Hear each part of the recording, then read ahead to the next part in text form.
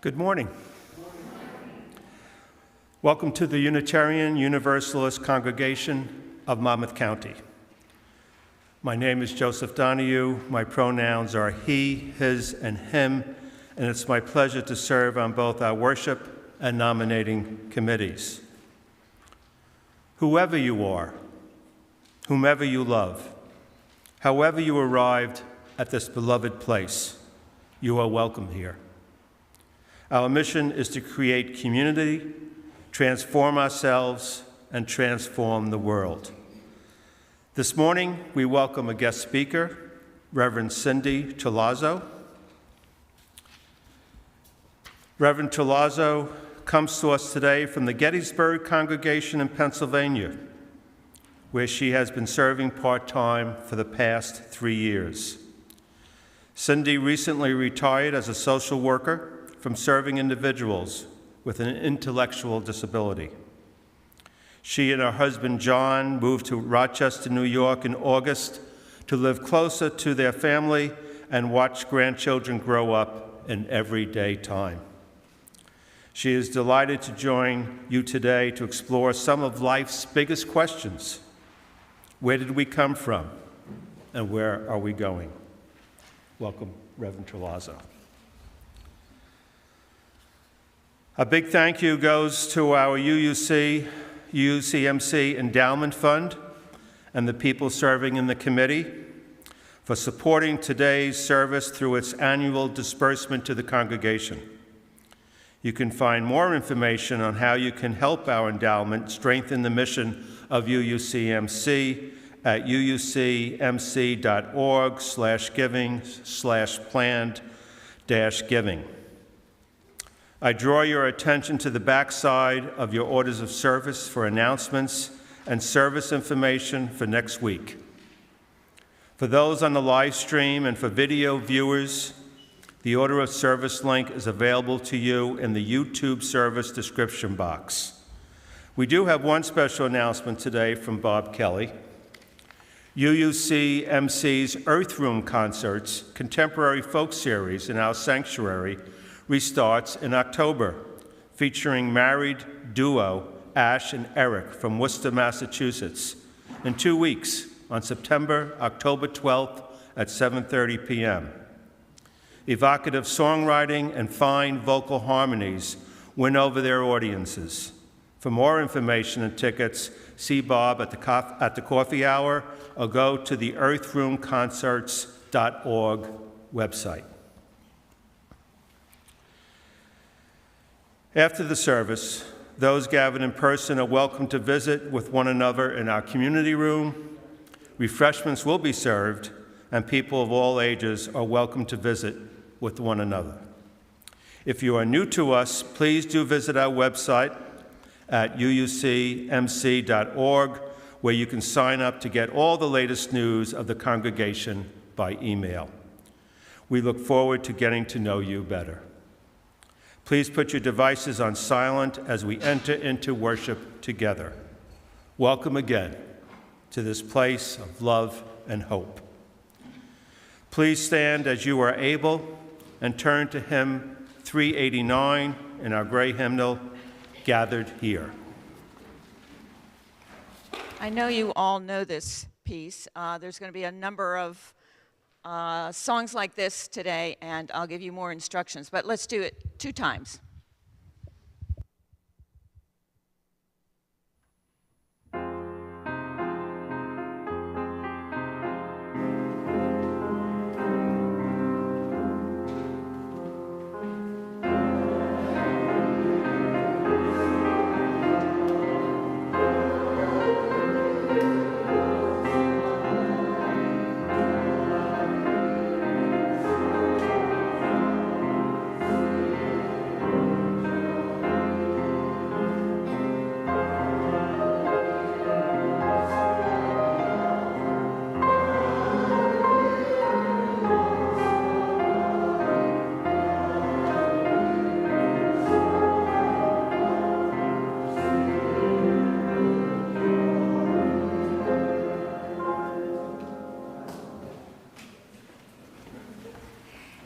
Good morning, everyone. It is a delight to be here.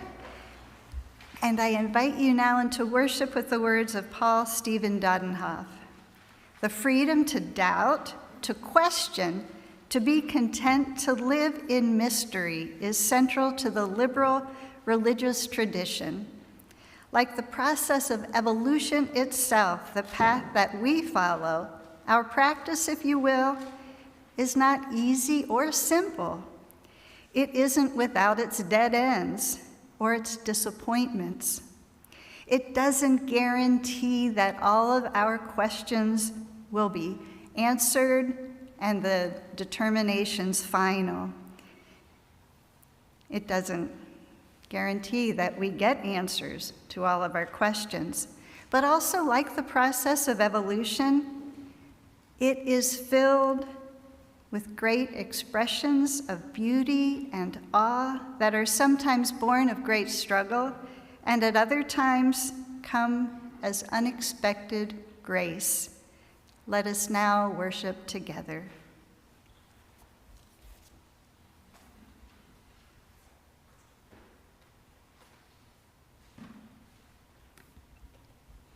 I invite Steve and Allison to light our chalice this morning to the words of Erich Heller Wagner. Blessed is the fire that burns deep in the soul. It is the flame of the human spirit touched into being by the mystery of life. It is the fire of reason, the fire of compassion, the fire of community, the fire of justice, the fire of faith. It is the fire of love burning deep in the human heart, the divine glow in every life. And now, as you're able, we're going to sing hymn 1003 in the Teal book. Okay, this one I have to explain to you. So within the, stand as you're able. Yes, it's better to sing when you're standing. Each line has two bars and 2 dots. And within that, you repeat as many times as you want to. But we'll only repeat it one time. So each line we'll do twice. I think that's enough explanation. All right, let's give it a whirl.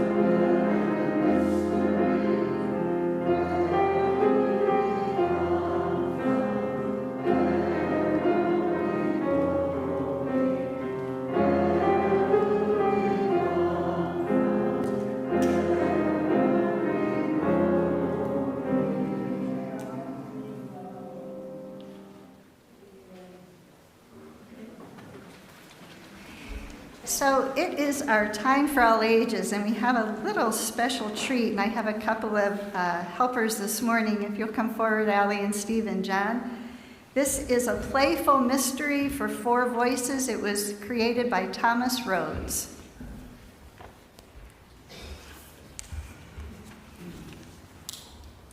Once upon a time, A long time ago, A very, very long time ago, Like before your parents were even born. there was a mystery. she was a great mystery. and nobody understood or appreciated her. Mainly because there was no one else around to appreciate or understand much of anything. For a long, long time, nothing happened. The great mystery waited. And waited. and waited some more. Until at last she said, I'm bored. and so the mystery set the stars in the heavens. And planets to circle the stars. and comets to wander to and fro. And it was all very beautiful. But after a couple of billion years of watching, the mystery decided it was still Boring. The mystery was lonely. She wanted someone to play with. So she looked among all the stars and planets. But some of the stars were Too hot. And others were. Too cool. and some of the planets were Too big. And others were. Too little. But finally, she found the one that was. Just right. The planet was covered with water. But there were huge chunks of land sticking out. and even mountains and plains and rivers. Best of all, there were tiny, tiny creatures called protozoa. That lived and squirmed in the water. Come play with me. The mystery said. But the protozoa just kept on squirming like they hadn't even heard her, Which isn't surprising. because they didn't have any ears. After another couple of billion years of watching the stars and planets and comets, And the squirming protozoa The mystery was bored again. but then the mystery had an idea. She decided to glue some of the protozoa together with stuff called protoplasm. When they were stuck together, the protozoa began working together. They formed eyes and feet and mouths and stomachs, And ears. so they could see and move around and eat and digest. And hear me. But even if the new creatures could hear the mystery, they didn't pay much attention to her. Instead, they watched each other. And they moved around and ate and digested each other too. At least it was more interesting than watching the stars and the planets and comets. It was more interesting because as the new creatures watched and moved around and ate and digested, They changed. They grew. They evolved. and soon there were all different kinds of animals. In the seas, on the lands, And mountains and rivers. There were cows that said, "Moo." and sheep that said, bah. And 3 singing pigs said, la, la, la. No, that isn't right. Pigs say oink all day and night. Oink. Oink. Oink.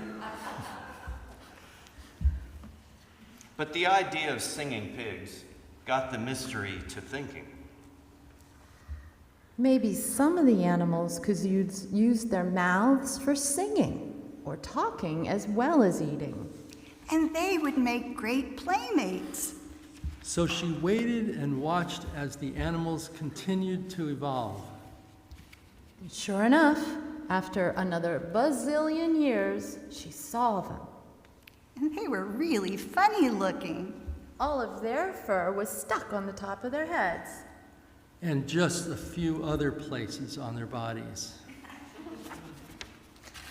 And they walked on just 2 feet.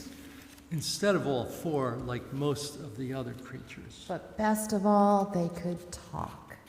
And they would be so much fun to play with. The new creatures had problems, though. The new creatures didn't have any fur, so they were cold much of the time. They didn't have big teeth or sharp claws, so they had trouble getting food to eat. So, the mystery gave them some ideas for making fires and growing crops. And for a little while, everything went great. The new creatures called themselves humans, which means from the earth. And for a long time, the humans lived in balance with the other creatures. The mystery enjoyed watching the humans and giving them new ideas. But she was always careful to make sure that the humans never saw or heard her directly. Because then she wouldn't be a mystery any longer. The humans were curious, though, and they wanted to know more about the mystery. Was the mystery at all human like they were? Was the mystery male or female or something else entirely? Did the mystery care about them? Of course I do. If they prayed hard enough, would the mystery make their crops grow? Perhaps, but only if you take care of the earth. Or punish their enemies? I don't think so. Your enemies want me to punish you, but I wouldn't do that either. The humans had lots of other questions, too, like, Where do we come from? What are we supposed to do with our lives? Why do people get sick, suffer, and die? But the mystery was silent about all of these things. she knew that if she spoke to them, the humans would think that she was a god. A god like they wrote about in their ancient books. But the mystery was greater than any god and far beyond anything the humans could imagine. She didn't want to terrify the humans. And besides, it really was more interesting this way. So more time passed, and the humans kept evolving. They gathered themselves together in cities and built roads to connect the cities. They planted huge fields of crops and built machines to harvest the crops. And they built other machines for traveling the roads. And they took the cows and sheep and pigs and penned them up to use for food. And they argued a lot about what they were supposed to be doing with their lives. But the mystery kept quiet, hoping that they would figure it out for themselves. The humans kept building more cities and roads, more fields, and more machines. Soon the world was filled with humans. There was no more room for the wild animals. The cows and sheep and pigs got more and more crowded in their pens. And the humans were running out of space, too. Some thought there was no room for mystery either. When the mystery realized that the humans thought they had figured out everything for themselves, she became very sad. Some of the humans claimed that the mystery was angry, and if everybody didn't do what they said, she would destroy them. Others said that they didn't need the mystery anymore. They could do fine on their own. It seemed that the humans were too busy building and arguing to play anymore. The mystery wanted to say something, but she knew her voice would terrify the humans. She also believed that they would argue about the meaning of her words. They couldn't even agree on what "thou shalt not kill" or "love your enemies" meant. And besides, she knew that simply making the humans do what she wanted would take the fun out of playing. Maybe there was another way. The mystery knew that the humans wouldn't listen to her no matter how loudly or clearly she spoke. Maybe instead of telling the humans what to do in a loud voice like thunder, she should use a softer voice, like a whisper. Maybe instead of speaking into their ears, she should speak to their hearts. Maybe instead of using words, she should use feelings. And that is exactly what she did. If you listen very closely, you will hear what the mystery is saying to you. Don't listen with your ears, listen with your hearts. Think about what you feel when you consider this beautiful planet, our home. Do you feel joy? Do you feel a sense of wonder? Do you feel thankful? Do you feel love? Each of these feelings is a part of the mystery. Because each of us is part of the mystery. When we recognize and act on our feelings of joy, wonder, thanksgiving, and love, then the mystery will play with us and through us for a long, long time to come. amen. Shalom. And blessed be. And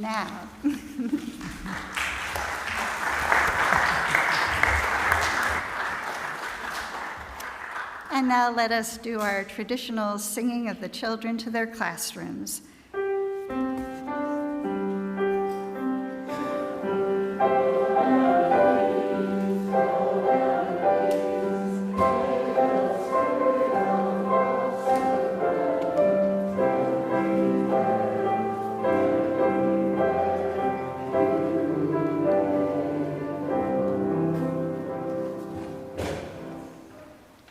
Today, we lift up the voice of Neil deGrasse Tyson. Neil is an astrophysicist, author, and science communicator. He studied at Harvard, the University of Texas, and Columbia. Since 1996, he has been the director of the Hayden Planetarium at the American Museum of Natural History in New York City.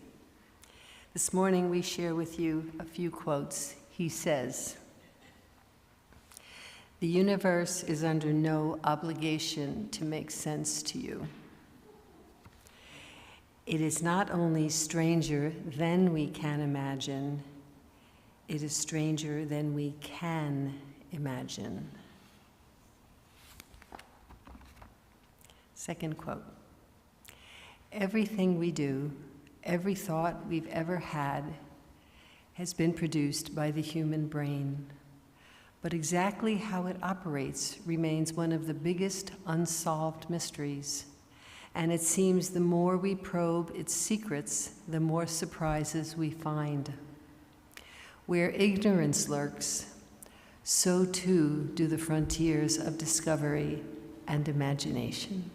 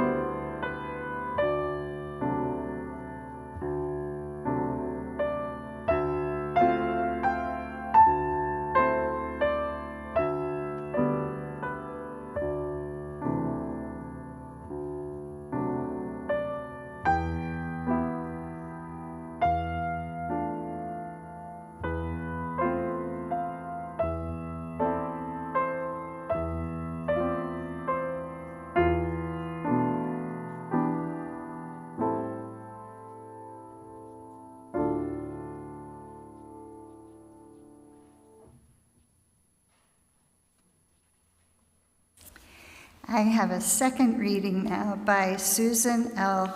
Shukowski. Day by day, month by month, year by year, we are confronted with all that we do not know, that we don't understand, that we don't grasp. Sometimes we're humbled by that knowledge and say, God, it is too wonderful for me to comprehend, but I know that this universe is more grand and more beautiful than I could ever imagine. And I give thanks for the blessing of being here and seeing, hearing, sensing all that is so wonderful around me. Sometimes we're saddened by this knowledge and say, oh, merciful Spirit, we need to have the burden of hurt and suffering removed from us. Grant us the courage, the wisdom, and fortitude to bear the pain of living. Send us those who will carry the burden for a short while, and send us those who will comfort us with their healing words and thoughts. Sometimes we are angered by this knowledge and say, in the name of justice and compassion, if it be in our power, give us the strength and ability to right the wrongs, for we do not, nor does any person in the world deserve this. Sometimes we are made joyous by this knowledge and we say, Spirit of life, who blesses our world, we rejoice and cheer for the gloriousness of life. Sometimes we are made curious by this knowledge and say, holy and inexplicable is this life. I have no idea what happened or how it happened, but somehow, some way, something changed, and I am free to explore new ways of being. Please, let me always continue to search for the unknown in myself and in others.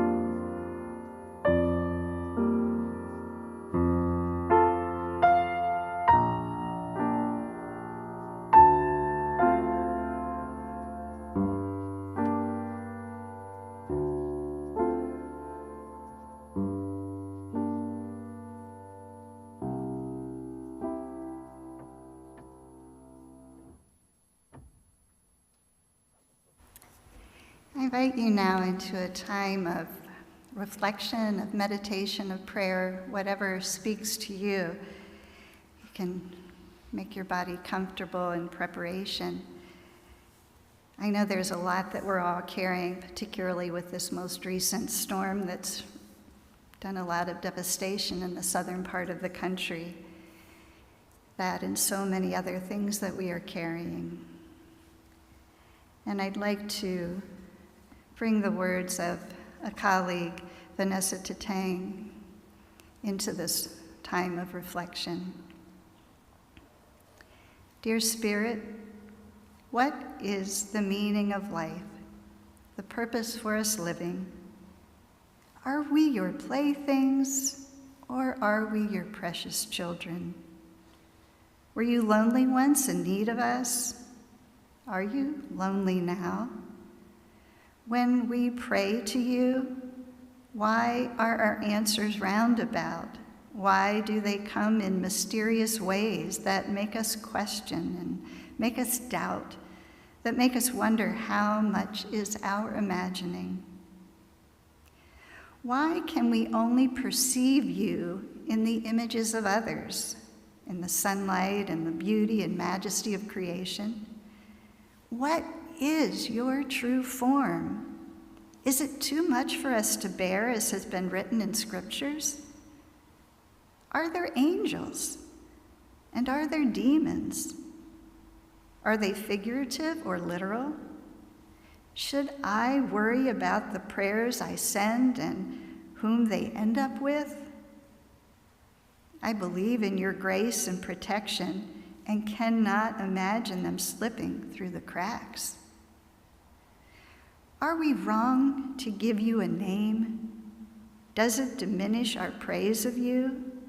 Is this putting your name in vain? I dance around the word God, for that seems not to capture everything that I believe you to be. What is the word I should use that is suited for me? Dear Spirit, I know I will not receive a letter, a word from you in answering all of these questions.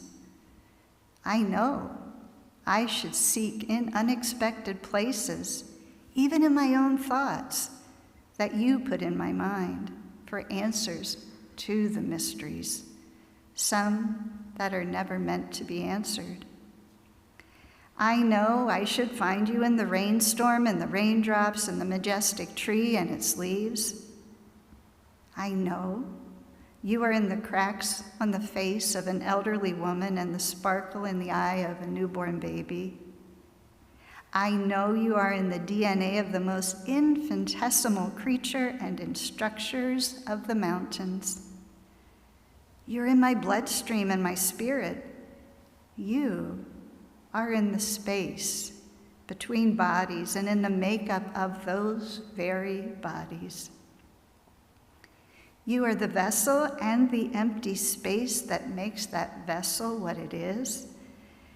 You are everything we are in, and we are made of, and more. You're in the heavens and the universe, and that further on, the gravity that makes it turn, and the gas that burns the stars, and the light that they emit. You are a precious, heavy, weighted idea, too much for living minds alone, so that we compartmentalize to understand, that we computerize to try to reach in ones and zeros and logic diagrams. In essence, what I am saying is I want to know you, to become closer to all that is in and of us all. And I will work from this end to try to find you in places other than just the sky. I will search for answers between the pages, learn from other and long ago sages. I will find the truth that you silently speak, and thank you for this all eternally. Let us just all collectively breathe together as we drink in the mystery of this life. And now you're all invited to stand as you're willing and able for hymn 1011, Return Again.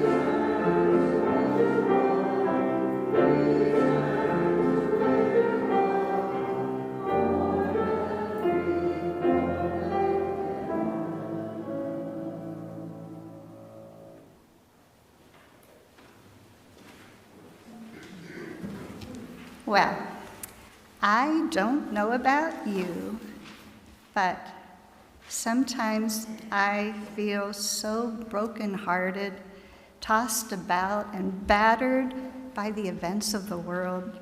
Anybody else ever feel that way? You know, one bit of news has me immersed in worry and concern, and the next brings a whisper of hope. Too often I can feel whiplashed as the news bounces so quickly from hope to hopelessness and back again. I can find myself caught up in a game unfolding before me in which I feel powerless to make any kind of impact upon these games that have such extremely high stakes. And yet, I cannot let myself make my home in such a land. I cannot let myself stay mired in fear and hopelessness and feeling of impotence. It's important for me to find ways to take the widest angle view that I can, to remember that humans have always wrestled with questions of where do we come from? Where are we going? And maybe the most important question of all, what is it that we are supposed to do while we are here? I'm part of a group that meets pretty much monthly online to explore all kinds of topics. And recently, a topic revolved around these very questions.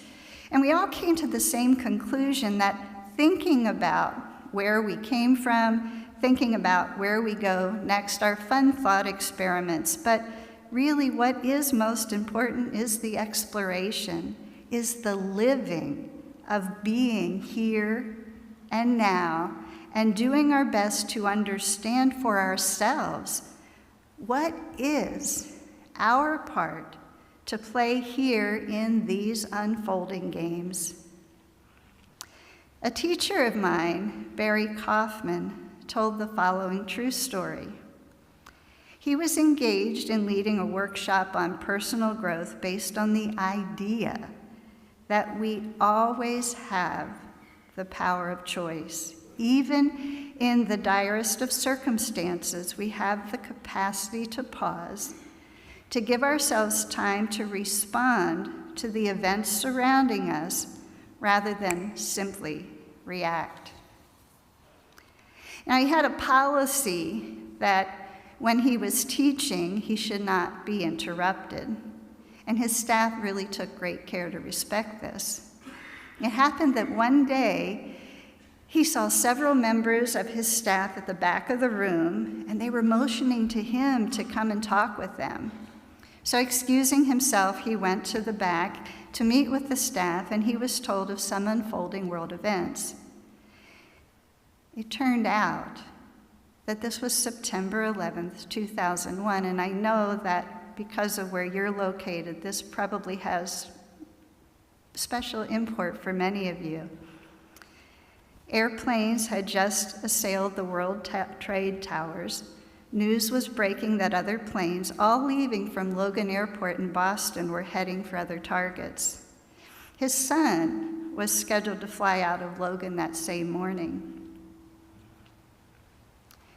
Faced with this news and aware of the fact that many of the people in this session were from New York City, he practiced exactly what he was teaching that day.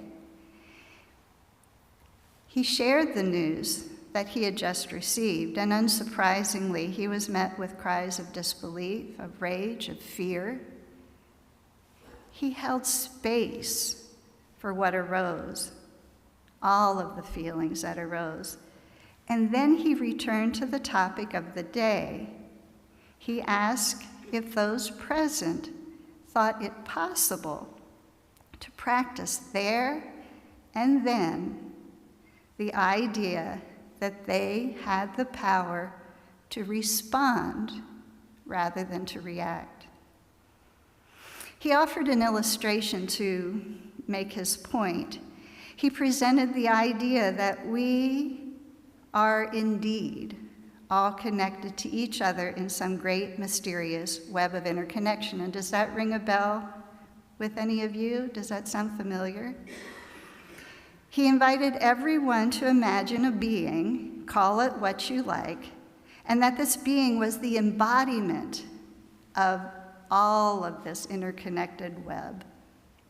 He suggested that some molecules of the being, for reasons unknown, decided, or at least reasons unknown to those in the room, decided that flying a plane into those towers was important, and were in essence moving the body of this interconnected being in a particular direction, a direction that appeared to be fueled by hate and was by its actions causing great harm and destruction.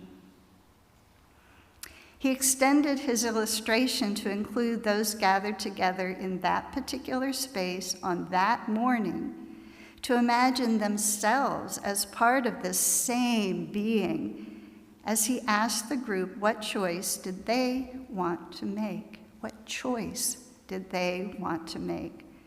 Could they imagine that by centering themselves in love, that perhaps they could begin to nudge this great body in another direction, one that was centered on love, not hate, on healing, not harm?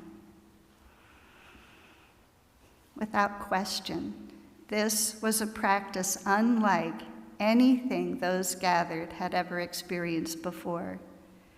This practice did not undo the events of the morning, but for those hours together, that group of people made a conscious choice to live their biggest expression of love in the midst of unimaginable circumstances.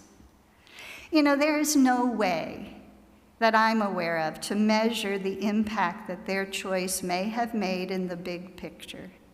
But for those who were gathered in that room together on that particular morning, that practice, the conscious choosing, made a significant difference to them on that previously unthinkable morning.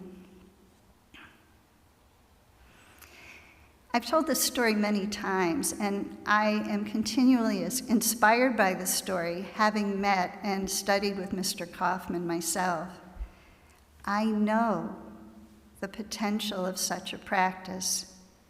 I also know that we each come with our own unique histories that impact us in different ways, and sometimes it's extremely difficult to even imagine taking on a practice like this of centering love in the midst of unspeakable difficulty. But we do have the capacity to do such a practice. One of the many things that I find significant in the story is the power that was generated by the collective body. Truly, we are stronger together. When joined together in a vision of possibility, we can draw strength from one another, particularly when we question what we can do on our own. There's a meme that has been going around on Facebook that I've seen several times, and it says that in this time, many of us are emotionally stretched to our breaking point because we are trying to do individually what is intended to be done together. You know, as it turned out on that morning, Barry's son was not on any of the planes that left Logan Airport that morning. Mystery. Mystery. Life is a riddle and a mystery. I find over and over that I need the wide-angle view to remind me of how much we are truly living in this incredibly great mystery. And I've decided that it's mine to figure out how to hold this wide-angle view while also doing my part to figure out how to be present in the immediateness of my life, to be present to the pain, the suffering, the injustice of the world, while also considering and practicing as best as I can how to live my life in ways that I believe can benefit the common good.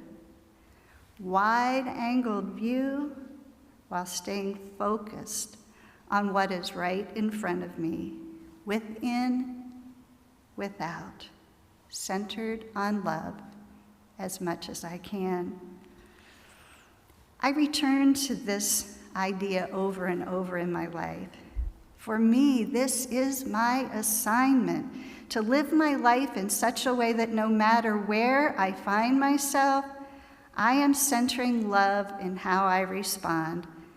I am doing my best to become love itself. I extend an invitation to this practice to each of you individually and to all of us collectively. And I'm going to end this morning with these words by Frederick Buechner. Whenever you find tears in your eyes, especially unexpected tears, it is well to pay the closest of attention. They are not only telling you something about the secret of who you are, but more often than not, Spirit is speaking to you through them of the mystery of where you have come from and is summoning you to where you ought to go next. Let's just take another collective breath in and imagine the possibility of what we can do when we are doing our very best, as imperfectly as we will, to center our lives on love. And we now have the opportunity to focus that love in ways that support this congregation.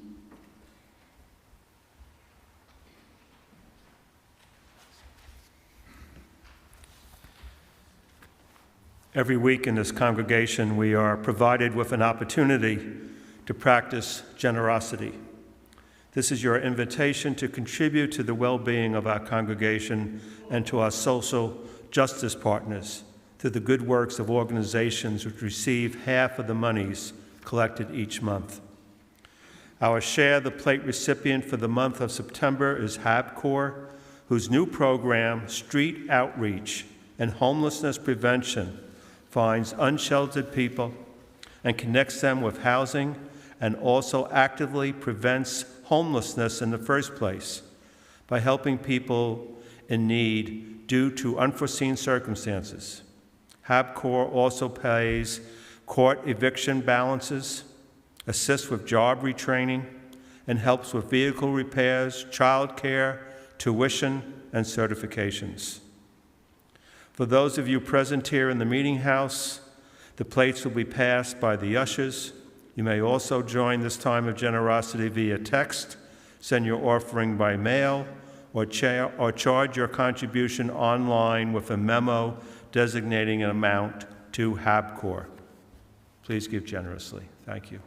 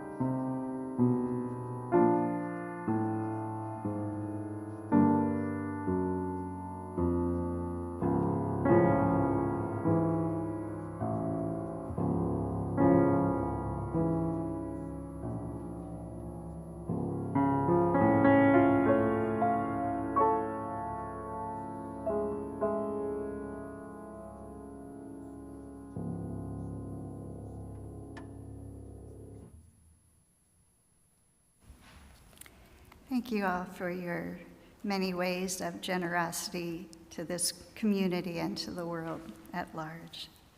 Our closing words are by Eric Williams. We all emerge from, dwell within, are transformed by, and called back to love. May your mind be humbled before this mystery. May your heart grow hopeful by it. May you be sustained by this love always.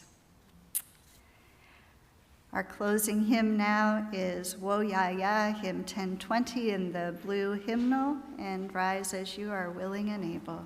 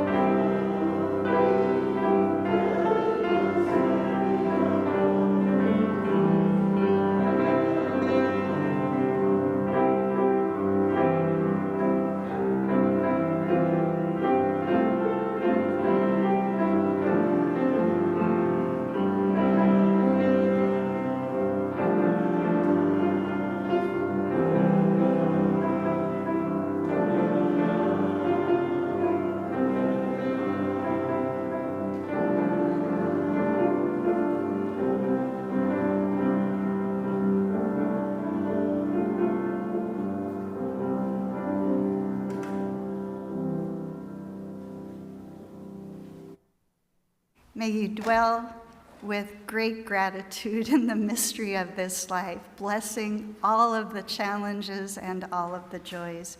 Go forth in peace, come back again in love. And now we will have our sending music.